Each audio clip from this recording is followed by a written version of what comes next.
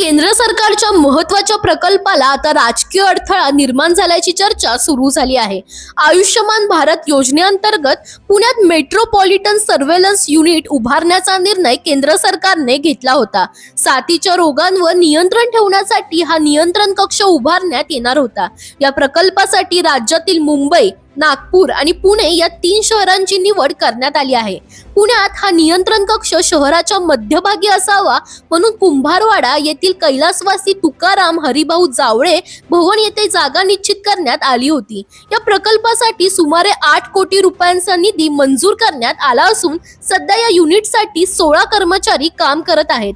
पुढील 6 महिन्यात हा प्रकल्प पूर्ण क्षमतेने सुरू करण्याचे नियोजित होते। मात्र महापालिकेच्या स्थायी समितीच्या बैठकीत भाजप नगरसेवक विशाल धनवडे यांनी उपसूचना देत या युनिटची जागा बदलण्याची मागणी केली।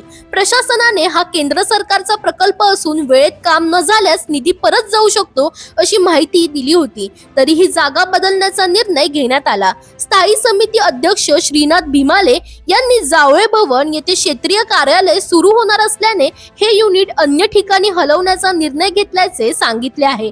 दरम्यान या निर्णयामुळे सुमारे 8 कोटी रुपयांचा केंद्राचा निधी परत जाण्याचा धोका निर्माण झाल्याची चर्चा आता सुरू झाली आहे।